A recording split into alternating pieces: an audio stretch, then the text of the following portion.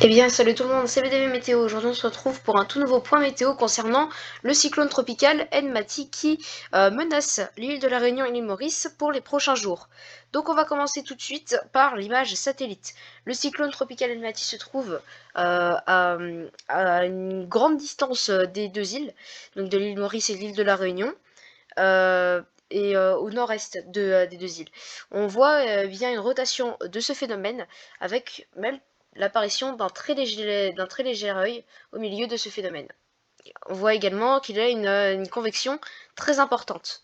Alors, donc d'après les modèles, donc ce phénomène devra se déplacer d'abord vers le sud-ouest avant de reprendre un peu vers l'ouest, puis sur encore le sud-ouest. Il devrait frôler encore l'île Maurice et l'île de la Réunion.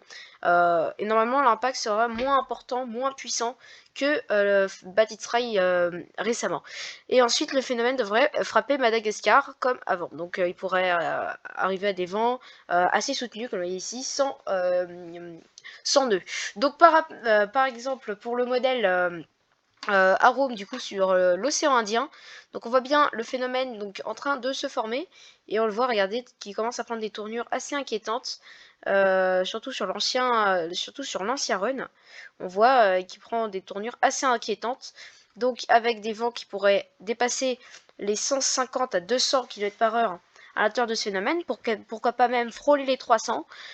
Pour l'instant, le phénomène ne menacerait pas trop les îles Maurice et de la Réunion, simplement avec un impact avec des rafales pouvant dépasser les 100 à 120 km/h. Donc on va prendre un nouveau zoom et on va voir la simulation satellite. Donc on voit bien du coup le phénomène qui va se doter d'un bel œil à partir de la journée de demain, donc de samedi. Après, le phénomène devrait regarder gagner un très bel œil bien formé avec du coup des vents qui pourront atteindre, voire dépasser les 200, les 150 km/h, voire les 200.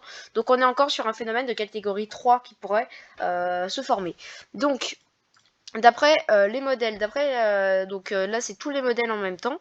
Donc le phénomène, regardez, va bien vers le sud-ouest et ensuite vers l'ouest et il devrait reprendre un peu ensuite vers le sud-ouest, traverser Madagascar. Donc après il ne devrait pas forcément trop se reformer et on revoit encore les modèles qui sont à peu près tous d'accord sur qu'un phénomène soit assez puissant. Donc regardez le modèle GFS. Donc on voit le phénomène frôler vraiment l'île Maurice et l'île de la Réunion avec un moindre impact que récemment. Et ensuite, regardez, le cyclone devrait repasser de l'autre côté. Et pour la suite, les risques descendent en chute, les risques descendent enfin, étant donné l'été qui va pas tarder à prendre fin pour l'hémisphère sud. Nous, on est encore en plein hiver. Alors, ouragan comme ça. Hop, waouh. Ah voilà. Alors là, on a la vue de loin, on va dire, du phénomène. Et donc, on remarque qu'il va fortement se renforcer en passant au nord de l'île de la Réunion avant que le phénomène traverse, du coup la Madagascar. Et du coup, d'après donc la température de l'eau est encore assez douce, autour des 28 des 27 à 28 degrés, même si traditionnellement, à l'arrière du phénomène, étant donné que le cyclone récupère l'énergie de la mer, la température est inférieure à 26 degrés, donc un ouragan a plus de difficultés pour se former. Alors, je crois que GFS a mis un nouveau truc. Voilà. Donc on voit ici le vent, ici la pression au centre du phénomène avec l'humidité. Donc si une dose de sec vient au cœur du phénomène, ça va l'affaiblir. Donc on va bien le remarquer lorsque le phénomène, regardez ici, traverse Madagascar. Voilà, regardez après, il y a du sec et il n'arrive pas à se reformer.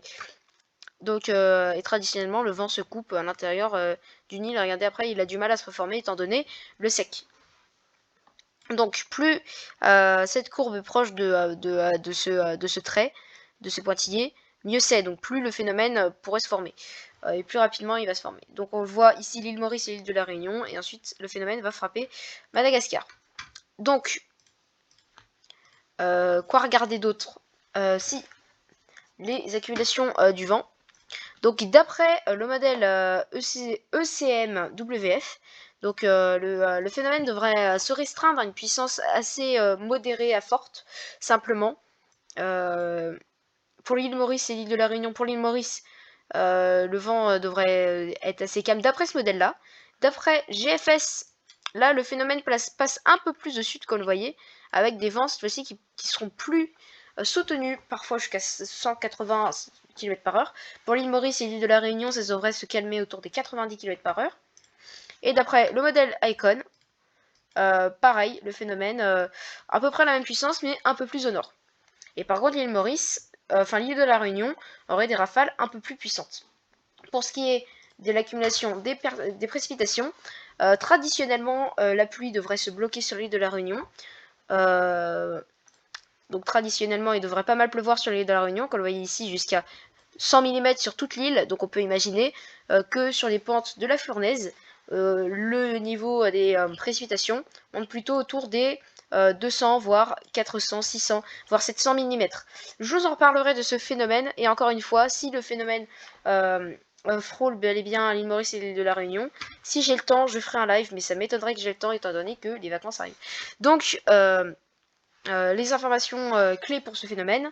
Nouveau phénomène qui se forme. Pour atteindre la catégorie 3, passer au nord de l'île Maurice et de l'île de la Réunion avec un impact moins important que le cyclone qu'on a vu passer précédemment. Allez, je vous laisse et on se retrouve très prochainement. C'était VDV Météo et bye.